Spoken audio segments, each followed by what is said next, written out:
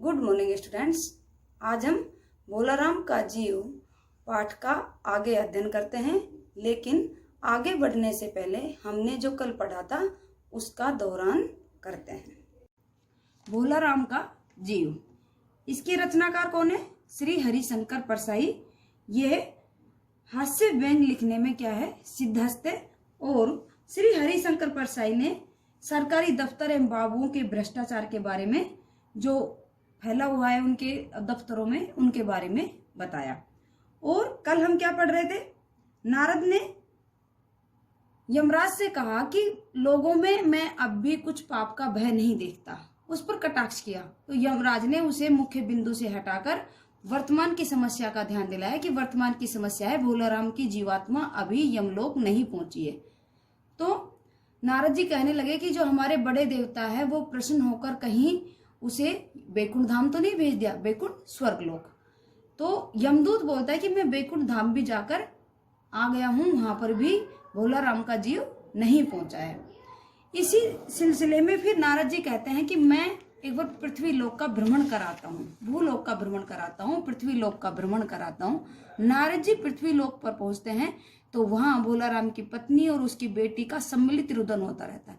वे दोनों रो रही होती है। तो भोलाराम, उस नारद जी को पता चल जाता है यही भोलाराम का घर है। और वहां पर भोलाराम उसकी बेटी को कहता है कि आप अपनी माँ को बाहर भेजो। तो उसकी माँ बाहर आती है तो उससे भोलाराम के बारे में पूछता है कि उसका कहीं किसी से अतिरिक्त लगाव हो, उस लगाव के कारण उसकी आत्मा वहां भटक रही हो। तो उसकी भोलाराम की पत्नी अपने पति का चरित्र के प्रति ऐसी बातें बोलने के कारण साधु महाराज से क्या हो रही थी, गुस्सा हो रही थी कि मेरे पति क्या है, एक देवता के समान है, उसने कभी भी किसी पराई स्त्री को नजर उठाकर नहीं देखा। वह एक अच्छे इंसान थे, सज्जन इंसान थे, चरित्रवान थे, उन्होंने कभी दूसरी औरत की तरफ नजर उठाकर भी नहीं देखा। तो इसी बात पर नारद जी मुस्कुरा कर कहते हैं कि भारतीय नारियों की यही सोच के कारण उनका सुखी और गृहस्थ जीवन टिका हुआ है। क्योंकि भारतीय नारी अपने पति पर क्या करती है, विश्वास करती है, और इसी विश्वास के कारण उनका सुखी और गृहस्थ जीवन टिका हुआ है। किसी भी रिश्ते का सबसे मूल कारण क्या होता है? विश्वास। अगर वो रिश्ते में विश्वास ही नहीं होगा तो वो रिश्ता सुखी नहीं हो सकता। पति पत्नी का भी ऐसा ही रिश्ता है, जहां विश्वास होता है, प्रेम होता है, तो वह चलता है, बना रहता है। तो नारद जी मुस्कुरा कर कहते हैं कि इसी भ्रम में सुखी गृहस्थी टिकी हुई है, कि जो भारतीय पत्नियों का भ्रम है कि हमारा पति सबसे ज्यादा सज्जन है, कभी किसी दूसरी स्त्रियों की तरफ नजर उठाकर नहीं देखता, इसी भ्रम में वह जीती रहती है और उनका सुखद और गृहस्थ जीवन चलता रहता है। भोलाराम की पत्नी ये नारद जी का व्यंग वह समझी नहीं। एक नारद जी ने मुझ पर क्या कटाक्ष किया वह समझी नहीं। और भारतीय नारियों की नासमझी वाली परंपरा ने नारद को बचा लिया। नारद ने कौन सी परंपरा को बचाया? भारतीय नारियों की नासमझ वाली परंपरा को बचा लिया। आगे अब हम, नारद ने कहा, माँ मेरी बात कौन मानेगा, मेरा कोई मठ भी तो नहीं है। माँ मेरी बात कौन मानेगा, मेरा कोई मठ भी तो नहीं है जो लोग मेरी बात माने। खैर मैं सरकारी दफ्तर जाऊंगा और कोशिश करूंगा। नारद ने कहा, माँ मेरी बात कौन मानेगा, और मेरा कोई मठाधीश तो हूं नहीं, एक लोग मेरी बात माने। खैर मैं सरकारी दफ्तर चला जाऊंगा और कोशिश करता हूँ, प्रयत्न करता हूँ। विशाल इमारत में सरकारी दफ्तर था। एक बहुत बड़ी इमारत में क्या था? सरकारी दफ्तर था। एक कमरे में बैठे बाबू के पास जाकर नारद ने भोलाराम के केस के बारे में पूछताछ की। बाबू ने कहा, हाँ भोलाराम की दरख्वास्तें आती रहती थी, उनकी एप्लीकेशन क्या करती रहती है, आती रहती थी, उनके प्रार्थना पत्र आते रहते थे, परंतु उन पर वजन नहीं होने के कारण वह उड़ जाती थी। यहाँ किस वजन की बात की गई है कि उन पर रिश्वत नहीं होती थी, उन एप्लीकेशन के साथ कोई रिश्वत नहीं होती थी, इसलिए वह उड़ जाती थी, उन एप्लीकेशन पर कोई कार्रवाई नहीं होती थी। नारद ने टेबल पर पड़े एक पेपर वेट को दिखाते हुए कहा, इससे क्यों नहीं दबा दी? नारद ने टेबल पर एक पेपर वेट रखा था, उसे दिखाते हुआ कि आपने फाइलों को इससे क्यों नहीं दबा दी?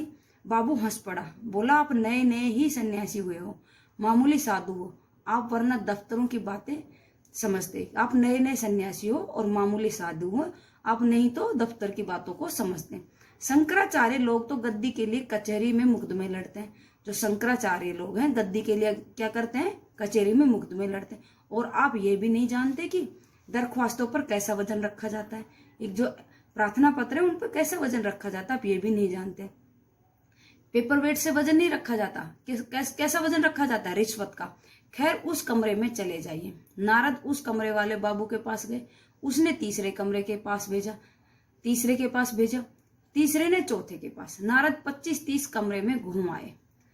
तब खड़े खड़े सोचने लगे कि शायद नए आदमी को घुमाकर पूरा दफ्तर दिखा देने की प्रथा है।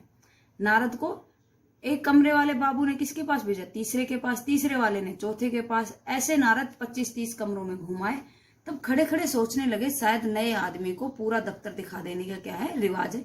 यहाँ पास खड़े चपरासी ने कहा, साधु बाबा इस तरह तो सालों चक्कर काटोगे।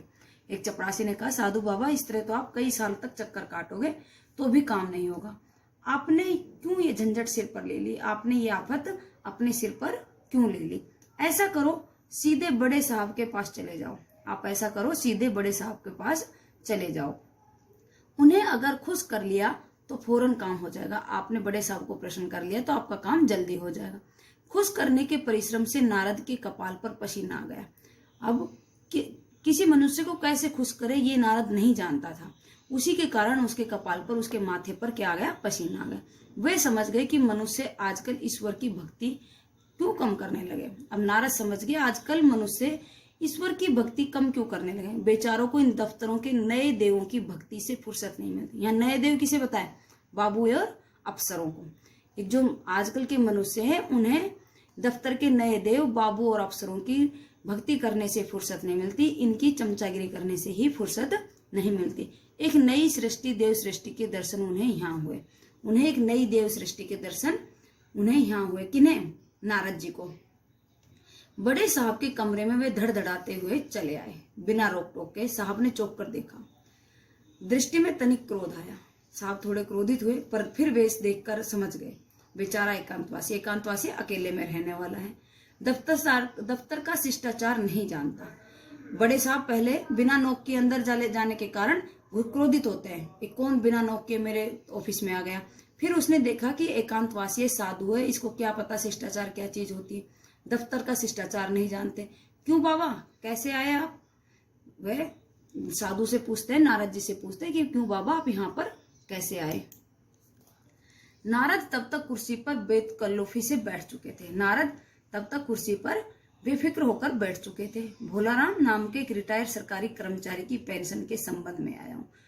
नारद ने कहा कि मैं भोलाराम नाम के एक रिटायर्ड सरकारी कर्मचारी के पेंशन के संबंध में आया हूँ। उसकी मृत्यु हो गई और उसकी मृत्यु भी हो गई है। उस पर कुछ कर्ज था आपका? साधु से अफसर पूछ रहा है कि उस पर आपका कुछ कर्ज था क्या? एक आपका कुछ कर्ज बिना पटाए मर गया होगा। अफसर बता रहा है, साधु से कह रहा है कि वह बिना दिए ही मर गया होगा। आजकल साधु लोग भगवान के नाम से साहूकारी करते हैं। लेकिन उस अफसर ने कहा कि आजकल साधु लोग भगवान के नाम से क्या करते हैं, साहूकारी करते हैं, ब्याज पर पैसे चलाते हैं। यहाँ तो कई दस्तावेज आते हैं कि दस्तावेज लिख दी राम भरोसे बल्द हरि भरोसे ने भगवान गोपाल लाल को ऐसा, जो कि आप लोग भगवान के एजेंट हैं। यहाँ पर कई ऐसे दस्तावेज आते हैं कि उन दस्तावेज में आपने लिख दी राम भरोसे बल्द, उसके पिता का नाम लिख दिया भगवान गोपाल लाल को ऐसा, जो कि आप लोग भगवान के एजेंट हैं। आप क्या हो, भगवान के एजेंट हो, ब्याज पर साहूकारी चलाते हो, ब्याज पर पैसे चलाते हो। भगवान फिर किसी दिन भक्त कर्जदार का मकान कुर्क करवा कर नीलाम करा देते हैं। ये भगवान आप जैसे साधु ही किसी भक्त का, कर्जदार का मकान कुर्क करवा देता है कि आप ब्याज पे पैसे चलाते रहते हो और आपका पैसा जैसे ही नहीं चुकता तो आप क्या करवा देते हो, उस मकान को कुर्क करवा देते हो, नीलाम करवा देते हो। किस मंदिर मठ की जायदाद के स्वामी हैं आप किस मंदिर के मठ के जायदाद के स्वामी, वहां की संपत्ति के मालिक हैं।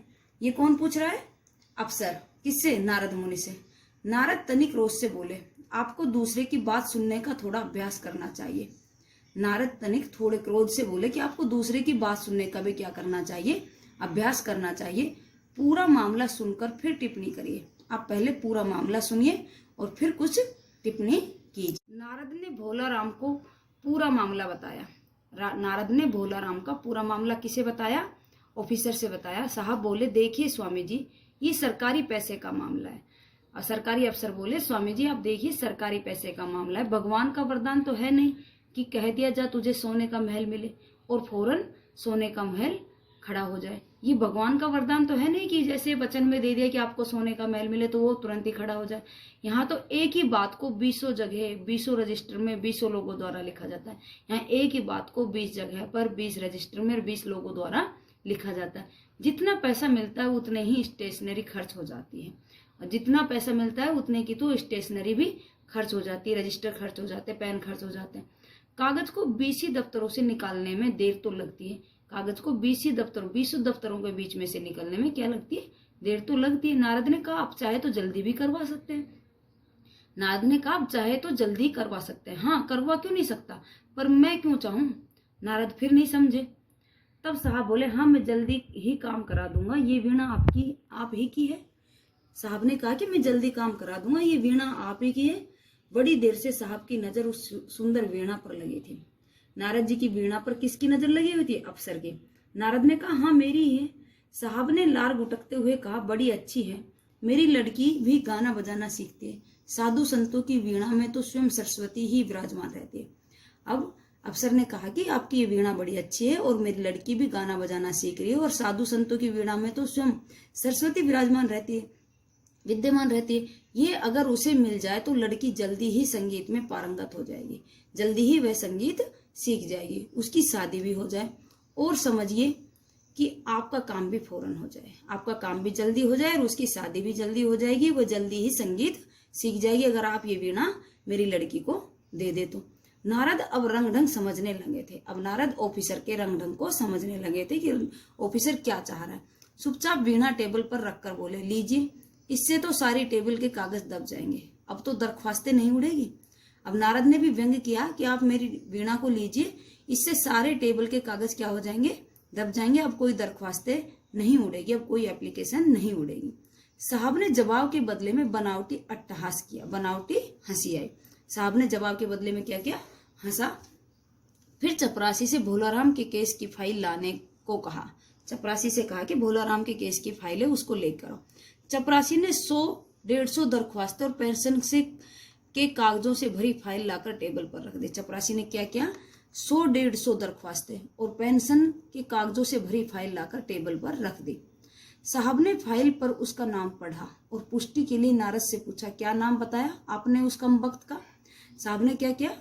फाइल पर उसका नाम पढ़ा, लेकिन पुष्टि करवाने के लिए उसकी क्या नाम बताया आपने उस कमबख्त का जिसकी अब तक पेंशन नहीं। नारद समझे कि साहब ऊंचा सुनते हैं, इसलिए जोर से बोले भोलाराम। अब नारद समझे कि साहब को ऊंचा सुनाई देता है, इसलिए वह जोर से बोले भोलाराम। सहसा फाइल में से आवाज आई, कौन पुकार रहा है मुझे? पोस्टमैन है क्या? पेंशन का ऑर्डर आ गया है। सहसा अचानक फाइल में से क्या आई? आवाज आई, कौन पुकार रहा है मुझे? पोस्टमैन है क्या? पेंशन का ऑर्डर आ गया। उसने अचानक आवाज सुनकर एकदम जैसे ही नारद जी ने जोर से बोला भोलाराम, तो एकदम फाइल में से आवाज आई, कौन पुकार रहा है मुझे? क्या पेंशन का ऑर्डर आ गया है क्या? पोस्टमैन है क्या? साहब कुर्सी से गिर पड़े। उस आवाज को सुनकर साहब भी कुर्सी से गिर पड़े, ऑफिसर कुर्सी से गिर गए। नारद चौके पर दूसरे ही क्षण बात समझ गए। वे नारद चौके तो सही, आश्चर्य तो हुआ, पर दूसरे ही क्षण वह उस बात को समझ गए। बोले भोलाराम, तुम क्या भोलाराम के जीव हो? भोलाराम, क्या तुम भोलाराम की जीवात्मा हो? हाँ मैं ही हूँ। आवाज आई, उसने कहा हाँ मैं ही हूँ। आवाज आई किसमें से? फाइल में से। नारद ने कहा मैं नारद हूँ, तुम्हें लेने आया हूँ, चलो स्वर्ग में तुम्हारा इंतजार हो रहा है। नारद ने कहा कि मैं नारद हूँ, तुम्हें लेने आया हूँ, चलो स्वर्ग में सभी आपका इंतजार कर रहे हैं। आवाज आई, मुझे नहीं जाना स्वर्ग, मैंने स्वर्ग जाने के लिए देह थोड़ी ही छोड़ी थी, मैंने स्वर्ग जाने के लिए देह नहीं छोड़ी थी। मैं तो पेंशन की दरख्वास्तों में आकर अटकना चाहता था, मैं तो पेंशन की दरख्वास्त एप्लीकेशन में आकर अटकना चाहता था। यहीं रहूंगा, मैं अपनी फाइल नहीं छोड़ूंगा, मैं यहीं पर रहूंगा, मैं अपनी फाइल छोड़कर नहीं जाऊंगा। जब तक मेरी पेंशन की फाइल पूरी नहीं होगी, मुझे पेंशन का ऑर्डर नहीं आएगा, मैं कहीं भी नहीं जाऊंगा। यह हरिशंकर परसाई ने किस पर व्यंग्य कसा? आधुनिक दफ्तरों पर, आजकल दफ्तरों में कितना भ्रष्टाचार फैला हुआ है। अफसर बाबू सभी इस भ्रष्टाचार में लिप्त हैं, और आमजन इस भ्रष्टाचार के कारण क्या है? त्रस्त है, दुखी है, क्योंकि उनके कोई काम ही समय पर पूरे नहीं होते। जब तक उनके फाइलों पर वजन नहीं रखा जाता, रिश्वत रूपी वजन नहीं रखा जाता, तब तक वह कार्य आगे नहीं बढ़ता और उनका काम पूरा नहीं होता, काम पेंडिंग में ही चलता रहता है। चैप्टर समाप्त होता है। कठिन शब्दार्थ: विराजमान, उपस्थित, पारंगत, निपुण या कुशल, अट्टहास, ठाका मारकर हंसना, सहसा, अचानक, ऑर्डर, आज्ञा। तत्सम तद्भव देशी तथा विदेशी शब्द: तत्सम तीव्र, आरूढ़, कटाक्ष। तद्भव उम्र, रद्दी, भूखमरा। देशी खाट, टिकी, लगाओ। विदेशी engineer, overseer, railway. Thank you class.